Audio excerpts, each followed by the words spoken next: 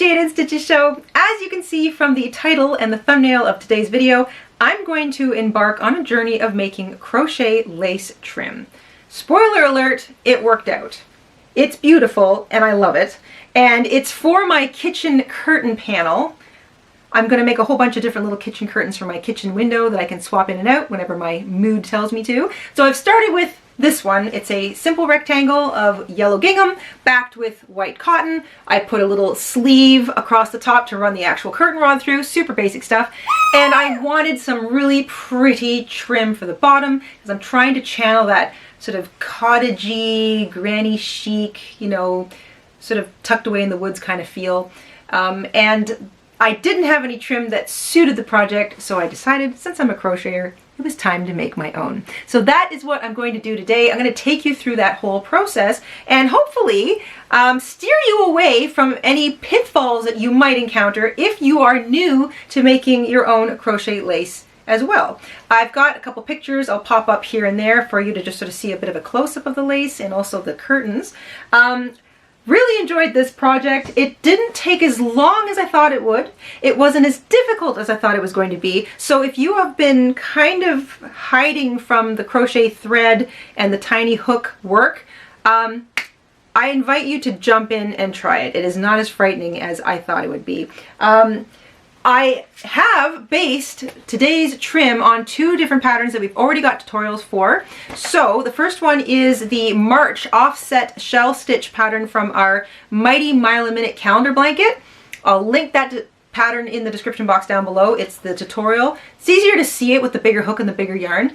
And the bottom trim, the bottom part of the trim, is also March. It's the Ladies Fan Stitch from our 2018 Victorian Stitch Sampler calendar blanket. So been really eager to use both of those stitch patterns in another project, and I think it's kind of neat that I've been able to combine them into this particular project. So links to those tutorials in the description box down below so you can see it a little closer. With a bigger hook and bigger yarn. But I'm going to show you what I went through today, and then I'm going to give you my thoughts at the end on the whole project in general. So without further ado, let's grab our hooks, grab our thread, we'll head on over to the craft table, and we'll stitch up some lace trim together.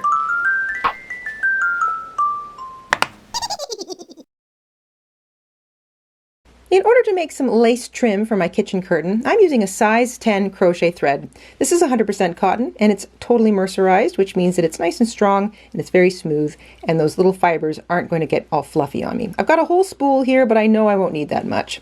Pair of scissors, a 1.75 millimeter hook, very small, also known as a zero, and to weave any tails, I've got a small little needle that I'm going to keep in my little sewing book here just in case it wants to get lost on me, because small needles do disappear on the craft table. And once you've got all that together, we can get started.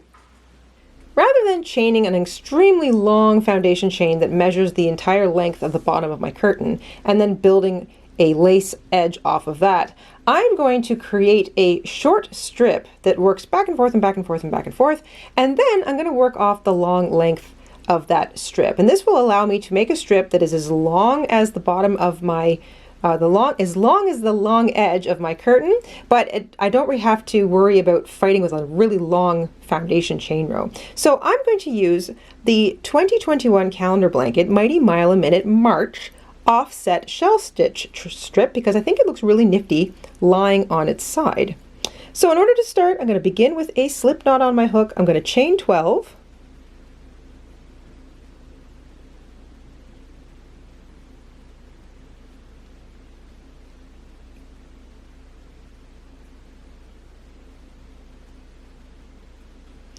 And it's very small, but I'm going to count back 4 and then another 4, and I'm looking for the 8th chain from the hook. I'm going to work an offset shell stitch into that. So that's a double crochet, and the first row is always the trickiest, I would say. Chain 2 and 5 double crochets all into that same chain. So it's the 8th chain from the hook, double crochet, chain 2, 5 double crochets into it. If you'd like to see this done with a larger hook and larger yarn, I'll link to the March offset shell stitch Mighty Mile a Minute video in the description box down below so you can check it out. and see it done with a larger hook and yarn. Looks like I need one more in there. Establishing row is always the most time consuming. Skip 3 chains and double crochet into the last chain, and that is the first row. It's spindly and small, but that's okay because it will get longer and it will start to make a lot more sense after that. So this is your offset shell stitch. It's the same pattern every single row until the very end, but I'll worry about that when I get there.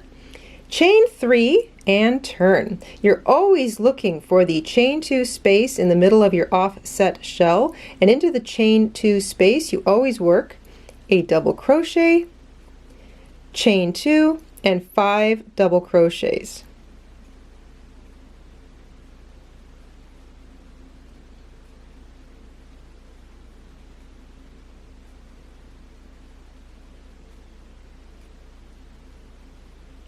Double crochet, chain 2, 5 double crochet, all worked into the chain 2 space. Then you're looking for the chain that's right next to that double crochet from the previous row. In every row, this will just be the top of the 3 chains or the turning chains. Double crochet right into that chain.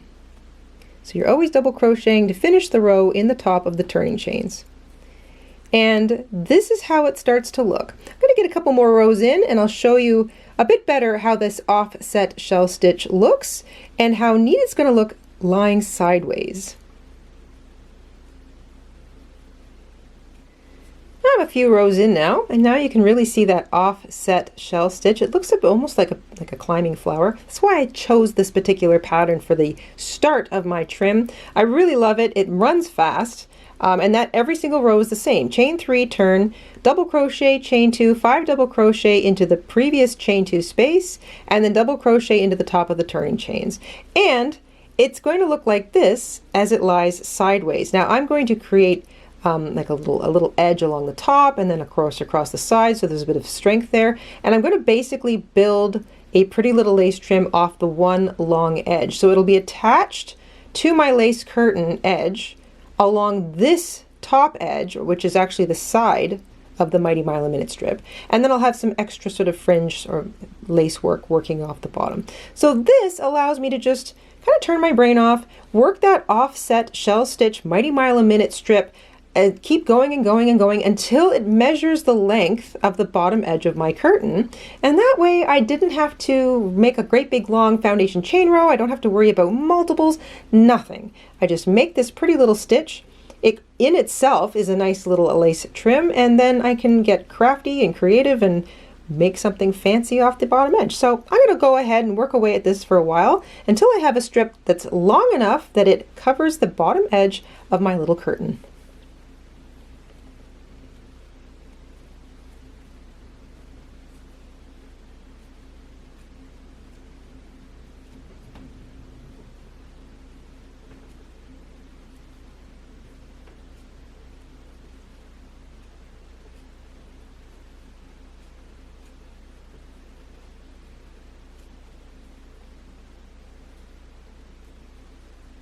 I have now measured the length of my mile a minute strip here that I decided to start with against the bottom edge of my curtain. And I'm over by a little bit, but I'm going to leave that little bit because I can always just cinch it a little bit as I sew, because I will be sewing the lace to the bottom edge of the curtain. I can always cinch it a little bit. It's better to have a little too much than not enough, because I wouldn't hate to finish crocheting and have it actually wind up being a little shorter. So I'm going to err on it being a little longer. And now that I know that it's going to completely stretch along the entire bottom edge of my curtain, I'm going to start working across what I consider the top edge of the lace. So all I want to do now is create some solid double crochet and then a row of open double crochet, kind of like sort of I could run like a ribbon or something through, and then another solid row of double crochet, and that will be the top, kind of the boring part, but the top edge of my lace trim that I will then attach to the bottom edge of the curtain. So all I'm going to do is basically put my hook back here in my little edge. I'm looking at the chain 3 or the double crochet that's at the edge of every single row all the way down the long side of my trim. I'm going to chain 3 to begin. This is going to count as a double crochet, and I'm going to work double crochets, 3 of them, into the edge of each chain 3 and each double crochet at the edge of each row. So this is also going to take me a while, but you know what? That's kind of the point of this. I'm sort of getting used to working small, and I think the overall end result will definitely be worth it. I want to actually double crochet into the chains and into, as opposed to around the double crochet or the chain 3. So I'm going to just pick 3 places along each row edge to establish my 3 double crochet. I'm going to work 3 double crochet in the edge of each double crochet and 3 double crochet in the edge of each chain 3, all the way down the long side. This is going to take a while. Again, it doesn't really matter. I don't even know how many rows I eventually did of the MMAM stitch. It doesn't matter. I was going for a specific length. And I'm going to finish working double crochets all the way along that edge. That already looks really nice. So I'm going to double crochet all the way back along the edge, chain 3, turn. I'm going to make like a double crochet, 2 double crochet, chain 1, skip 1, 2 double crochet, chain 1, skip 1, that kind of thing all the way back, so that I've got like a little tiny like space that I could run like a ribbon or something through. And then I'm going to turn around and I'm going to double crochet in every single stitch in space all the way back again. So that's going to be what I'm up to. I'll show you what this looks like when I get to the end of the row. It'll be a little while for me, but it'll be moments for you. And then I will show you what I'm thinking when I turn and start working back across the other way, doing the open stitch work instead. But right away, I already like how that's going to open up that space and really make that lacy little trim kind of shine. Nifty stuff. All right, I'll see you in a minute.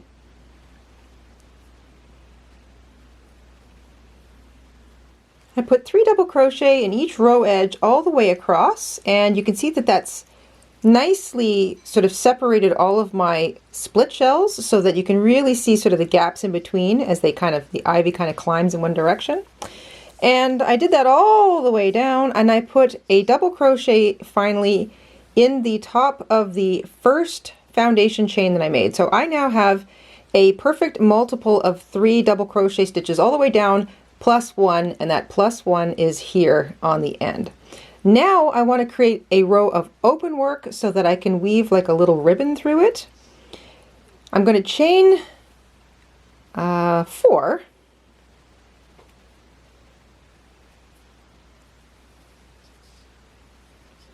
I'm going to skip the next stitch, and then I'm going to double crochet into the next 2 stitches. So this stitch, 3 of those 4 chains counts as a double crochet. I'm going to skip the next stitch. That's what the extra chain was for. So the chain 4 counts as double crochet, chain 1. I'm going to skip the first stitch, double crochet into the next 2, and then I'm going to go chain 1, skip 1, double crochet in the next 2, chain 1, skip 1, double crochet in the next 2, all the way across. So I am creating a little space every 3 stitches. There will be a chain 1 space, and eventually that will be what I weave my little ribbon through. So the chain 1 spaces. So this will take me a while too. Chain 1, skip 1, double crochet in the next 2, all the way across.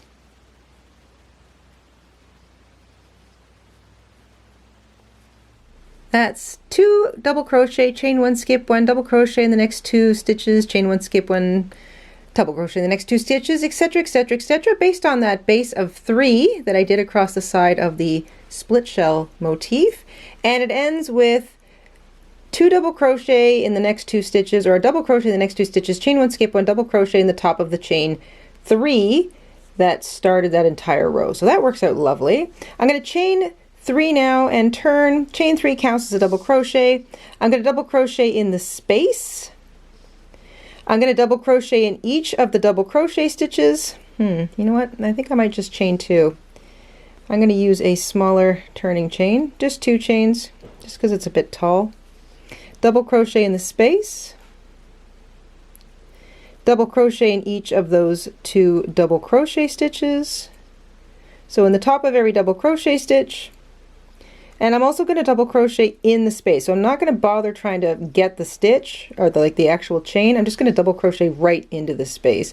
And that will also help make the space stand out a little bit better. Because like I said, I want to run a length of ribbon through it to match the rest of my curtains. I think that that'll just be a nice little finishing detail.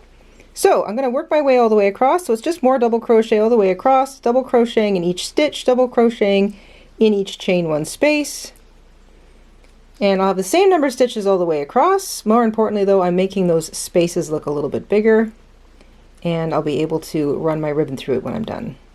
So that's the entire top edge now of my lace done. I've got a solid row of double crochet with an open row so I can run the ribbon through it, and then another row of double crochet to finish it off, and this is what I'll be sewing through to attach it to the bottom of my kitchen curtain. So now I think I want to block in this motif. So my split shell motif, I think I want to do exactly the same thing on the other side. I want to do double crochets up the other side, which is going to take me quite a while because that took me quite a while to do the first time. But I think what I'm going to do is I'm going to fasten off here, and I'll worry about weaving in tails and whatnot later. I think now I'm going to flip it upside down, and I'm going to start the long process of working 3 double crochet in each row edge all the way along now the bottom side of that split shell motif, just so it looks like I've got kind of climbing ivy. It'll look like it's going sideways, but I'll have it neatly sandwiched between 2 exact same rows of double crochet. Obviously it'll be hanging upright like this, but I think that that will make it look nice. It'll also help open up all those spaces and even out all those stitches. So I'm going to run a row of solid double crochet up the bottom edge now of that, and I'll see you at the end of that row. I finished working 3 double crochets across each row edge along the bottom now of this piece, and I finished with a double crochet in the edge of the top of what would have been the top of the last row of the split shell pattern. Now I didn't finish this split shell pattern with that squaring off because I knew I didn't need it, because I'm going to be doing something a little different with the side of my piece anyway. So if you watch the video on the split shell stitch mile a minute motif that we did, you'll notice that we finish it with a special little row to just sort of square it off. I didn't do that here because it's not necessary, but I did finish with a double crochet in the top edge of that last row. I have 378 stitches all the way across my bottom edge. Now my intention was to use the ladies fan stitch all the way across the bottom because it's a lovely big open work fan stitch. I think it would really look nice. Now that stitch motif has to work across multiples of 12 stitches, and 378 is 6 stitches over the closest multiple of 12. So 372 is a multiple of 12. I have 6 extra stitches. So what I'm going to do is just double crochet into the first 3 stitches and into the last 3 stitches of the row, and I'm hoping that that just kind of evens things out. So I'm using up those 3 stitches just by double crocheting. So I'm going to chain 2 and turn. I'm going to use the chain 2 as a double crochet stitch. I'm going to double crochet in each of the next 2 stitches, and then I'm going to start the ladies fan stitch, and with any luck this will work all the way across. We shall see. So assuming that I didn't have these 3 stitches to start the row and I'm just starting the row with the ladies fan stitch, the next thing I want to do is single crochet into this next stitch. So the ladies fan stitch is a multiple row repeater. It was a pattern that we used in our Victorian stitch sampler. I'll link that tutorial in the description box down below, so if you want to see it sort of in a larger format with a bigger hook and bigger yarn, that'll be there for you. But here we go. I'm going to do my best to work it across the bottom of this lace. So we single crochet into the next stitch, we skip chain 2, skip 3 stitches, and we start a little fan. So 1, 2, 3 stitches we skip, 5 double crochet into the next stitch. So 1, 2, 3 skip, 5 double crochet into the next stitch, and I'm being as careful as I can here.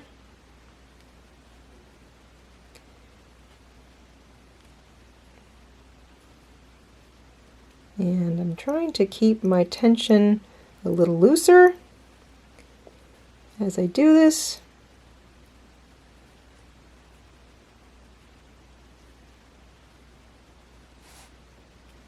Okay, so that's 5, make sure here, 1, 2, 3, 4, 5 double crochet in the next stitch, chain 2, give myself a bit of slack here, skip 3 stitches, single crochet in the next stitch. So the single crochet, chain 2, skip 3, 5 double crochet, chain 2, skip 3, single crochet is what kind of creates that little scalloping effect that this pattern has overall. So after that single crochet, we're going to chain 5,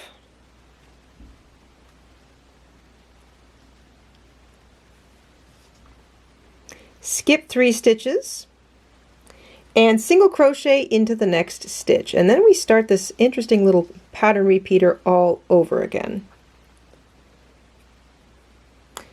Chain 2, skip 3, 5 double crochet into the next stitch,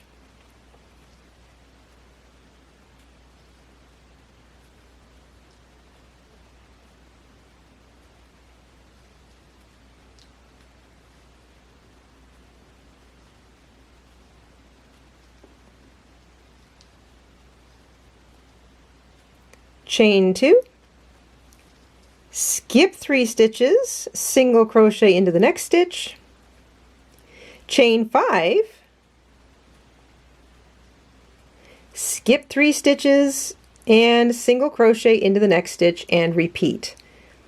So this is how you end up covering 12 stitches at a time. So single crochet, chain 2, skip 3, 5 double crochet in the next stitch, chain 2, skip 3, single crochet, chain 5, skip 3, single crochet, chain 2, skip 3, 5 double crochet, chain 2, skip 3, single crochet, chain 5, skip 3, single crochet, and so on and so on. I'm going to repeat this all the way across. It should end with a sort of the end of one of these little rounded motifs, so not the chain 5 but the chain 2, skip 3, single crochet, and then I should have 3 stitches left, which I'm going to double crochet in.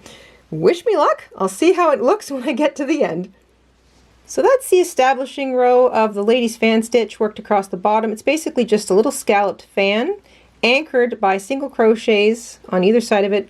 So there's a little chain 2, single crochet on either side of the 5 double crochet fan, and then in the middle it's a single crochet, chain 5, single crochet, and you're skipping 3 stitches every single time. So that's the establishing row. From here on out we want to make these fans bigger, and it did work out for me. My pattern ended with the last fan, chain 2, skip 3, single crochet in the next stitch. That left me with 3 stitches, so I double crocheted in each of the remaining 3 stitches, including the top of the chain turning chains from the previous row. So it worked out. I've got 3 double crochets on either end. That just allows me to work that repeating pattern because I had an extra 6 stitches and I need a base of multiple 12, and so that works out. I'm going to chain 2 and turn. I'm going to continue to use the chain 2 as a double crochet. I'm going to double crochet into those next 2 stitches just to keep the consistency of those double crochets on either end of my rows. This is just because that's how it worked out for me. There we go. And now we are going to expand on this first row of the ladies fan stitch. We begin with a single crochet in the single crochet from the previous row, chain 2, skip to the actual double crochet fan, work a double crochet, chain 1 into each of the first 4 stitches. So this is now making the fan wider.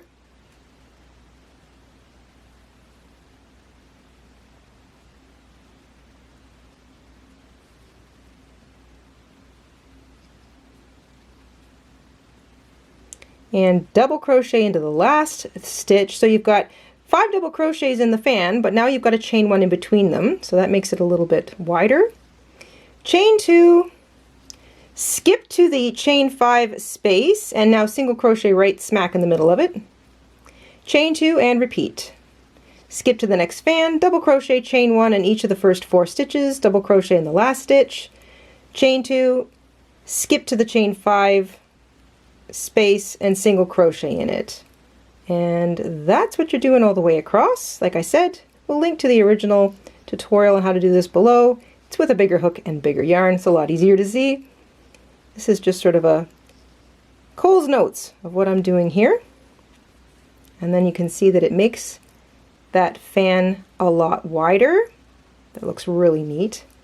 Chain 2, skip to the chain 5 space, single crochet into the middle of it, chain 2, and repeat. And I'll see you at the end.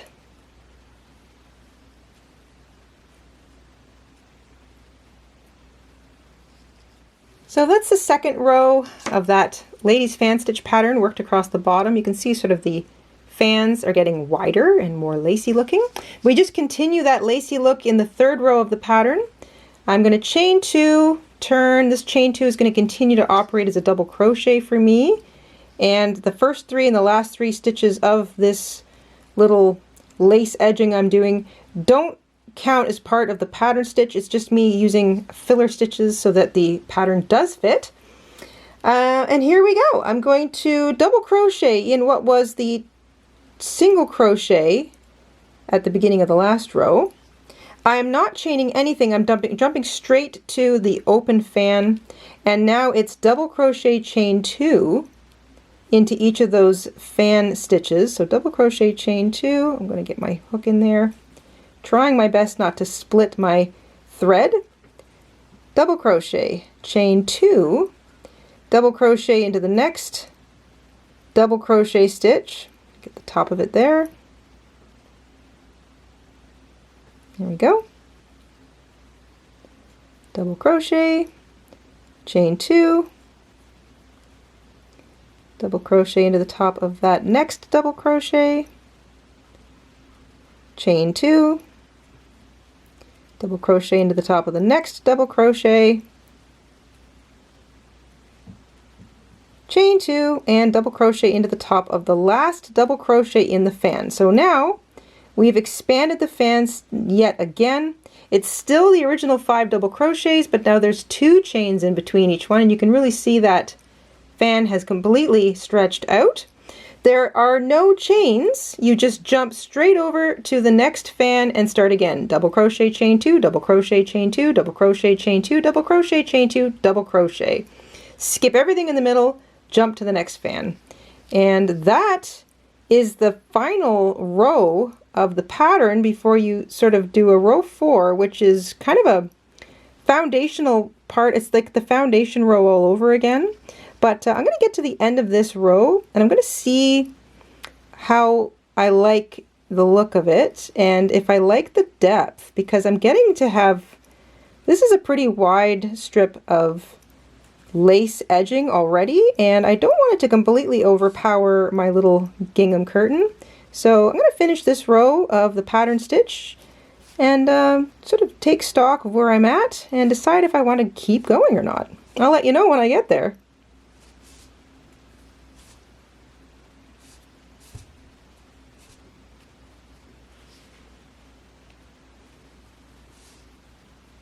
I finished the row with a double crochet in what was the single crochet that ended the previous row, and then a double crochet in each of the remaining stitches, including the top of the turning chains.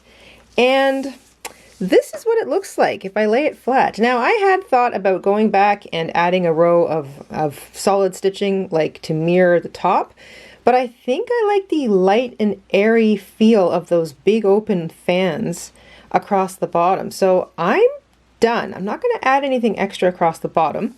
And I just took a moment to go through my entire ribbon stash, and I did not find a skinny enough yellow ribbon to weave through here. So I think I might just leave that open. I don't think there's anything wrong with that.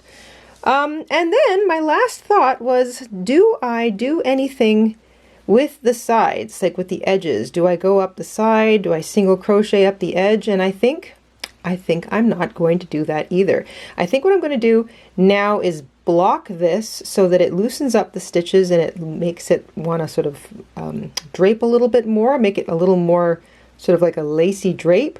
And the edges they're neat enough, but they're going to be right at the edge of my curtains, which are going to be kind of curled backwards. So in the name of experimentation, I think I'm just going to leave that side as it is, both sides.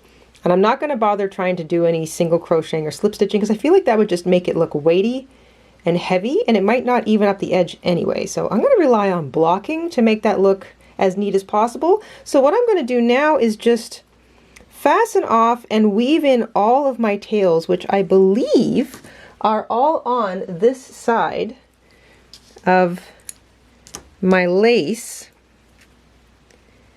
So I've got, just pull up the other side here. Yes, I have no tails over here.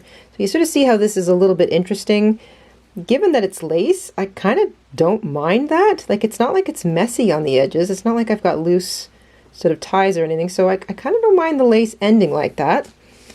And then all I need to do is grab a darning needle or something small, and I can weave my tails in on this side. And I'm going to do a little blocking. I really like this. For a first attempt at making lace trim, I'm pretty pleased with myself. All right, I have woven in my tails. I took my lace edge trim to the sink, got it completely soaking wet, folded it, and then squeezed the excess moisture out of it. So it did not wring, you do not twist. I just squeezed, and now I've inverted a beach towel, and I'm going to hand block this. So luckily this towel is pretty long. It reaches the entire length of my craft table. So I'm going to just stretch this out the entire length of the craft table. And because, see, I like blocking on towels. It's got that kind of rough sort of feeling to it. It is kind of grabby, which means I don't have to use straight pins to pin this into place. I also don't want to use metal pins in case they rust. So I don't want to have any rust stains on my very white lace trim. And all I'm going to do is just work along, gently pressing and pulling this piece of lace trim into the shape that I want. I'm going to carefully make the top edge nice and straight. Now, keeping in mind that the biggest bunch up area for me was the offset shells. So it's kind of like, this might be where my tension was the tightest because it was the first bit that I was crocheting. And it was a little awkward for me. So I need to sort of pay extra attention to making sure that this evens itself out. The upper part, I'm not too worried about it being super, super straight because I'm going to be sewing that by hand, I think. Instead of using my sewing machine, I'm going to sew this by hand to the bottom edge of my kitchen curtain. That also will give me a lot more sort of control over it. So all I'm doing is just patting it into place. I'm gently pulling it. I'm going to go back over it several times to make sure that my offset shell stitch is laying flat and fairly straight and even. I'm also making sure that I pull out the lady's fan stitch at the bottom because I really want to accentuate that lovely dip that it has. And the rough pile of the underside of the towel is going to hold this rather fine little bit of lace in place. I don't have to worry about it rolling up or trying to sort of pull itself back into position. It's actually pretty moldable stuff. So that's how I'm going to very carefully block this out. I'm going to take my time making sure that every little bit looks as even as possible because when it dries, it's going to dry in that position. And I really want that lovely open fan stitch at the bottom to be nice and open so that while it's hanging off the bottom of my curtain, it always looks like that. It's been 24 hours and this has been sitting here drying. It's completely dry now, and I think it's about perfect. It is definitely nice and flat. It's staying in the position that I blocked it in. So now it's time to add it to the bottom edge of my curtain. So far so good. This is the last bit now, just attaching it to the curtain. I really hope this part goes well. All right, I have my curtain panel and I've got my lace edging now. My lace edging, I made it longer on both ends. I had two thoughts in mind when I did this. I was originally thinking I might kind of ruffle it a little bit, but after looking at it along the edge and sort of talking with the mister, we've decided that it makes more sense to just sort of have it curl around the end. I also know that as I hand sew this, I might kind of do a little natural bunching. So I'm just going to tack it on one end. I'm going to sort of pin it down, and my intention is that I will just curl whatever's left around the other side, and that will leave it flat, straight as I can make it, as sort of even with the bottom edge. I'm going to leave the open work open so that the bottom edge of the curtain panel doesn't show through the open work. I was originally thinking that I'd put like a little ribbon through here, but now I think just the open work is fine since I don't have the ribbon anyway. And I'm going to make this as straight and flat and even as possible. So I'm going to pin it into place. I'm going to leave a little excess on either end, and that also takes care of you know, kind of the edges not being super even. That doesn't really matter because it's going to curl around and be hidden at the sides anyway. So I'm going to pin this up and I'll come back. I am all pinned down, and as you can see, I've got about, I don't know, 4.5 inches of excess. That's about 10-12 centimeters on either side, but that's fine. I know that's going to shrink as I sew. I've got a needle and thread ready to go. Like I said, I'm going to hand sew this because I want to have as much control as possible, and I just don't want to fight with my feed dogs on my sewing machine. So I'm going to hand sew this down. Very simple. I'm just going to kind of tack it in place along the top edge, kind of just going like a little overstitch, I think. I think that's what I'm going to do. I might do a couple of little experiments, sort of a little overstitching. I might try a little bit of in and out. If I do back stitching, it will definitely bunch it up a little bit. So I'm going to do a little bit of experimentation, and I'll let you know what I settle on in a moment. But I like it. So far, pinning it flat, I think, is the right decision. I picked it up, I showed it to the mister, and he really likes it too.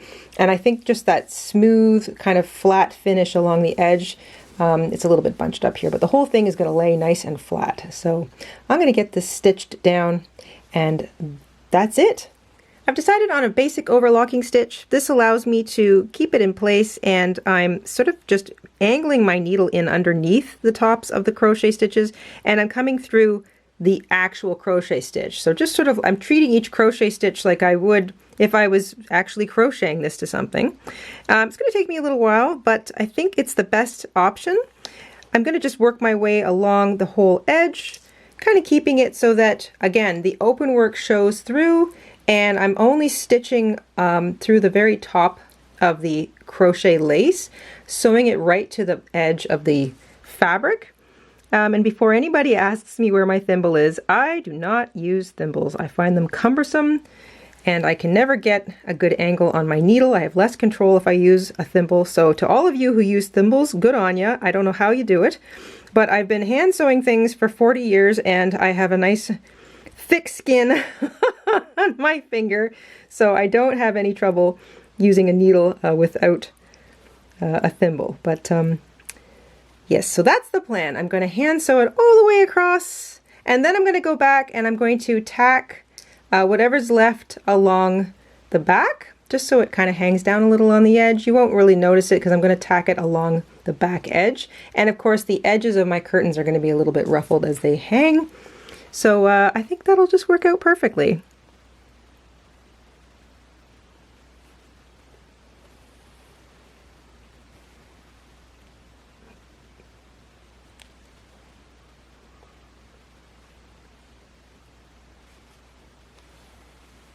And there we have it. It is all stitched on by hand. That took me about an hour, maybe a little less than an hour, so not too bad.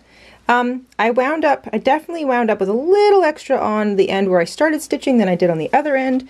I think I probably, I sort of backed up my trim by about maybe 1.5 to 2 centimeters. 2.5 centimeters or an inch tops.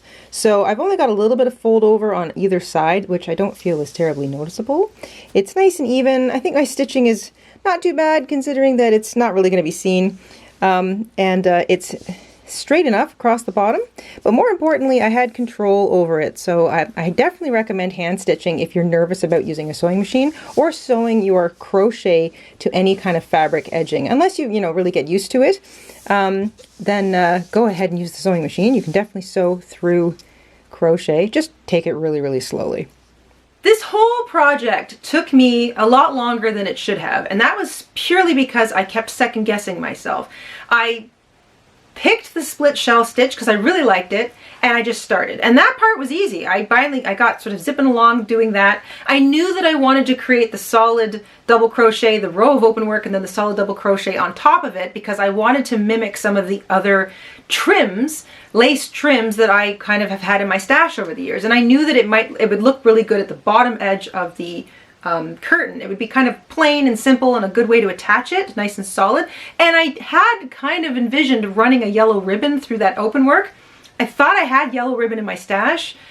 Turns out I didn't have the one I wanted, but I think I just like the open work as it is. And now the sun is going to kind of poke through those little spaces. So I like the way it worked out. I do recommend doing the row of solid double crochet. As daunting and annoying as it seems, I recommend it because it does straighten up the edge of your Mighty Mile a Minute strip.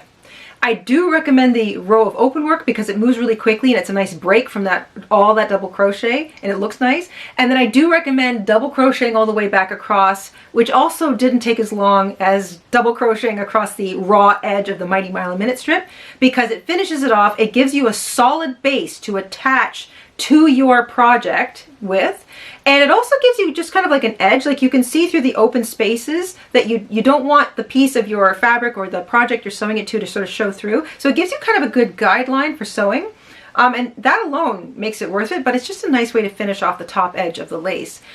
The bottom, again, I recommend you block the whole MMA Mighty Mile a Minute strip in with another row of double crochet across the bottom.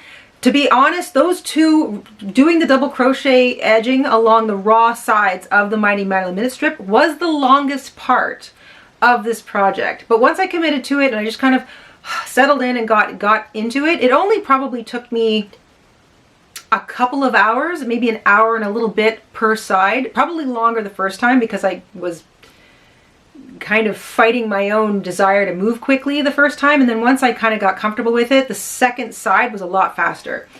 So a lot of this was mental for me, sort of struggling with my own demons when it comes to working small and not seeing things progress as quickly as I'm used to seeing them progress with the bigger hook and the bigger yarn. So big lesson in patience for me. And then doing the fan stitch across the bottom, it looked so pretty so quickly. I got so excited that I moved through that really fast. So altogether, I'd say making that extended long piece of lace, which was 4 inches longer on either side than I needed. So I need to trust my own tension next time and not go quite as long, because it doesn't stretch and it doesn't shrink. And I didn't use as much when I was sewing as I thought I would. Not that I mind the way it looks curled around the edge, that's fine for me. But I think next time I will trust my own tension a little bit more and just stop the Mighty Mile a Minute strip sooner. I did just keep comparing it to the edge of my curtain, but I just went longer to be safe. And I really didn't need to. So you probably won't need to either. I really love the way it turned out. I highly recommend blocking. I can't recommend that enough. It makes it so that you can make all of those stitches even. You can make your top edge flat. It just needs an overnight to dry completely. It does dry a little stiffer, which is really nice for the lace because it makes it easier to work with when you go to sew it. And I am just so happy with the way this worked out. And I feel now that my levels of confidence have gone up that I am definitely going to be making more lace trim. And I love the combination of these two patterns. So I'm definitely going to be trying more combinations of more patterns going forward, because I'd like to have bundles of lace trim in my collection that I can just pull out and, you know, put around the bottom of a skirt or a top or maybe even a hat or something. I don't know. I'm excited about this. After all these decades of crocheting, it's like discovering a whole new chapter. And I'm delighted with it. And it didn't kill me. I thought it would, and it didn't. Here I am. I'm standing here. It worked out well. And I'd like to highly recommend that you give it a try too. So I hope you enjoyed coming along on this little lacy journey with me this week. And if you have pointers or stories or even horror stories about your journey with crochet, thread, and tiny hooks, please feel free to leave them in the comment section down below. I'm sure that'd be a great read, not just for me, but for everybody else here too. We will see you soon here on the Jayda InStitches show. Until then, stay safe, stay crafty, stay lacy, and we'll see you soon. Bye guys! Hi everybody, Mr. InStitches here. Thank you for watching today. Here are some of our other videos you might be interested in. Oh, and don't forget to subscribe.